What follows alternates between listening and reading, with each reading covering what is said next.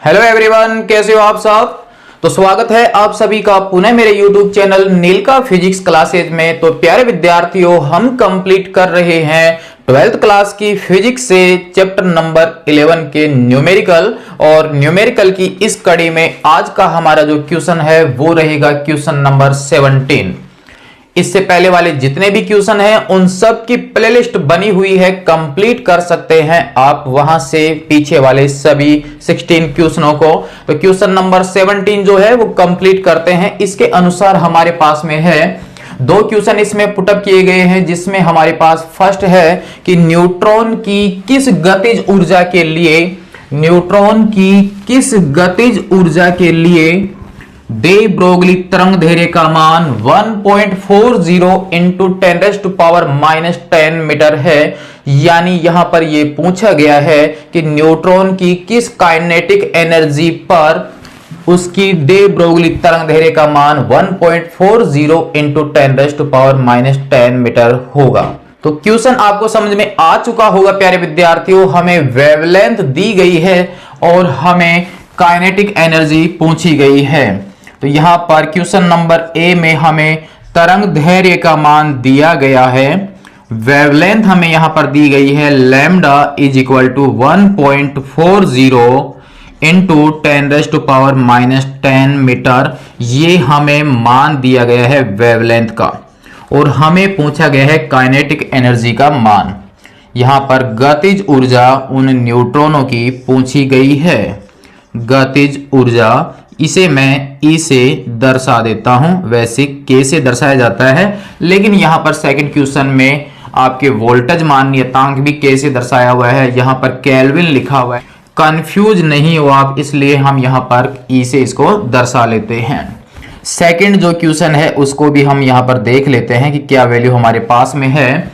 यहां पर हमारे पास में है कि एक न्यूट्रॉन जो किसी पदार्थ के साथ तापीय साम्य अवस्था में है और जिसकी 300 केल्विन पर औसत गतिज ऊर्जा का मान 3/2 केटी दिया गया है। तो हमें यहां पर टेम्परेचर का मान दिया गया है, उस समय उसकी औसत गतिज ऊर्जा जो है वो 3/2 केटी है। यहां पर के का जो मान है वो वोल्टेज मान नियतांक है। तो दे ब्रोगली तरंग दैर्ध्य हमें ज्ञात करनी है। इस सेकंड में हमें काइनेटिक एनर्जी दी गई है और वेवलेंथ पूछी गई है, जबकि फर्स्ट में वेवलेंथ दी गई है, काइनेटिक एनर्जी पूछी गई है। तो यहां पर हमें ताप का मान दिया गया है प्यारे विद्यार्थियों, T बराबर हमें दिया गया 300 केल्विन। और सेकंड हमें यहां पर गतिज ऊर्जा का मान दिया गया है, यानी औसत गतिज ऊर्जा हमें यहां पर दी गई है।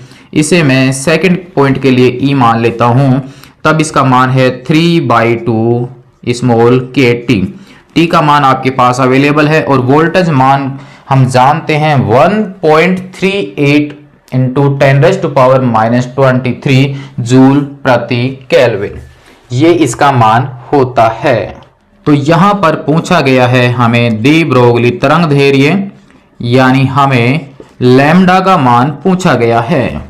वोल्टेज मान हम यहां पर लिख लेते हैं स्मॉल के बराबर 1.38 इंटू 10⁻⁻23 जूल पर केल्विन, ये वोल्टेज मान नियतांक का मान है।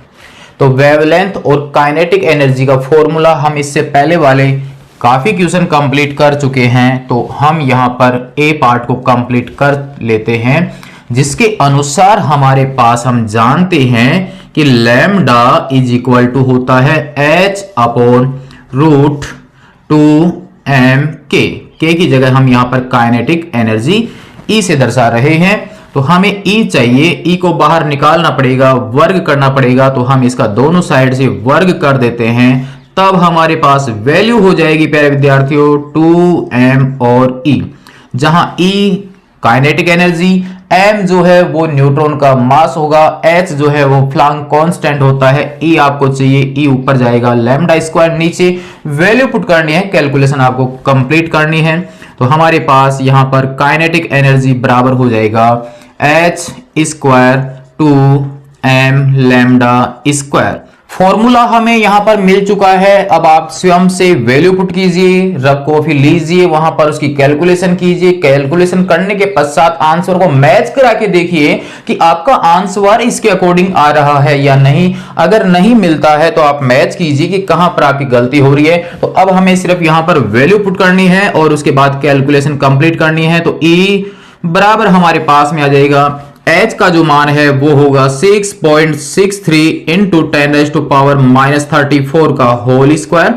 यहां पर हमारे पास में है 2। यहां पर मास ऑफ न्यूट्रॉन यानी न्यूट्रॉन का द्रव्यमान हम जानते हैं 1.67 इंटू 10⁻27 kg होता है। और लैम्डा का मान हमारे को यहां पर दिया गया है, वैल्यू हमारे पास में है 1.40 इंटू 10⁻10 का होल स्क्वायर, ये हो जाएगा। अब हमारे पास में यहां पर इसको आपको हल ही करना है। तो ऊपर वाला जो मान है वो तो हम काफी बार हल कर चुके, इससे पहले वाले काफी क्वेश्चन इसी टाइप्स के थे। तो यहां पर ऊपर वाले की जो वैल्यू है वो 43.96 इंटू 10⁻68 कंप्लीट हो जाता है। यहां पर 34 का स्क्वायर करेंगे तो हमारे पास 68 होगा। यहां से हमारे पास में है 2 इंटू हमारे पास में है 1.67 और यहां से देखिए 1.40 का होल स्क्वायर करेंगे तो आंसर आएगा 1.96। यहां से पावर्स देख लिए 10⁻27 है, यहां पर 10⁻20 हो जाता है। ये दोनों वैल्यू 47 में हो जाती है, माइनस में ऊपर भेजेंगे और इन सभी डिजिट को मल्टीप्लाई करके ऊपर वाली संख्या को डिवाइड करेंगे तो फाइनल आंसर क्या होगा। अब आप यहां पर निकाल लीजिए इसका आंसर। तो यहां पर हमारे पास मल्टीप्लाई करने पर ये वैल्यू प्राप्त होती है। आंसर हमारे पास जूल में कंप्लीट हो जाता है 6.7 इंटू 10⁻21 जूल। और अब हम इसको इलेक्ट्रॉन वोल्ट में कंप्लीट करते हैं। तो यहां पर हमें किसका भाग देना ये आपको पता है, 1.6 इंटू 10⁻19 का हमें यहां पर डिवाइड करना है। तो बाकी का आंसर मैं यहां पर कंप्लीट कर देता हूं। काइनेटिक एनर्जी हमें यहां पर मिलेगी, हमारे पास में है 6.7 इंटू 10⁻21 और डिवाइड हम कर देंगे 1.6 इंटू 10⁻19 का। डिवाइड करने पर हमारे पास फाइनल जो वैल्यू मिलती है वो हमें मिल जाएगी प्यारे विद्यार्थियों 4.19 और इंटू 10⁻2, क्योंकि ऊपर हमारे पास 21 है, नीचे हमारे पास 19 है, डिवाइड हो जाएगा और फाइनल आंसर आ जाता है इलेक्ट्रॉन वोल्ट में। तो हमारे पास में जिसके लिए डी ब्रोगली तरंग दैर्घ्य 1.40 इंटू 10⁻10 मीटर था, उस न्यूट्रॉन के लिए काइनेटिक एनर्जी का मान 4.19 इंटू 10⁻2 इलेक्ट्रॉन वोल्ट और जूल में मान आ जाता है 6.7 इंटू 10⁻21 जूल। तो इसका फर्स्ट क्वेश्चन हमारे कंप्लीट हो जाता है। कंप्लीट अगर आपका हो रहा हो तो अन्य दोस्तों को आप जरूर सेंड करें ताकि उनके भी न्यूमेरिकल कंप्लीट हो सके। नोट कर लीजिए आप इसको। फिर देखते हैं इसका सेकंड पार्ट। सेकंड जो इसका क्वेश्चन है उसमें भी फॉर्मूला यही लगने वाला है। अभी आपको बताया कि फॉर्मूला यही लगने वाला है, लैम्डा बराबर h/√2me। यहां पर E जो है वो इस क्वेश्चन की लिखी जाएगी, ये आपको ध्यान रखना है। इससे पहले जो आंसर आया वो पुटअप मत कर देना आप।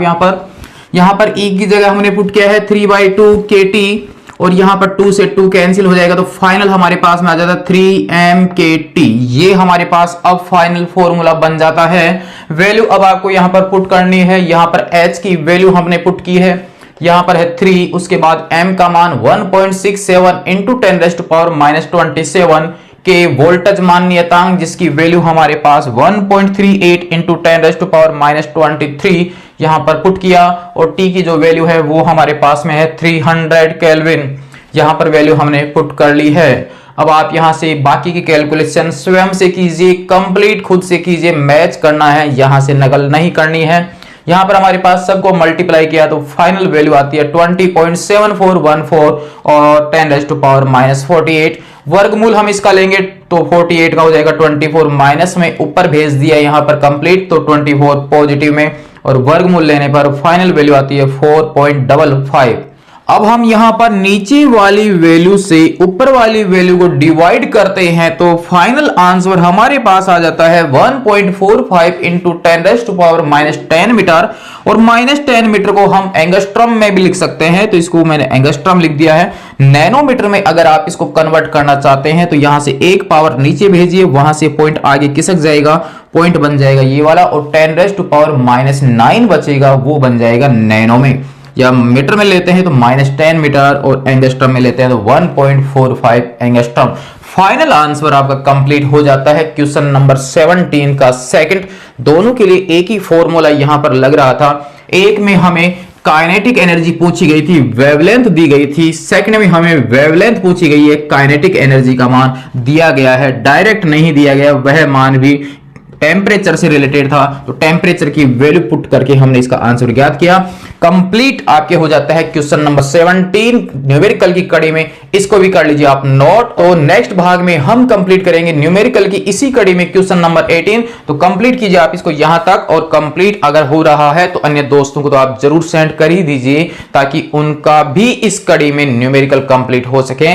नेक्स्ट में देखेंगे हम क्वेश्चन नंबर 18। तब तक के लिए धन्यवाद।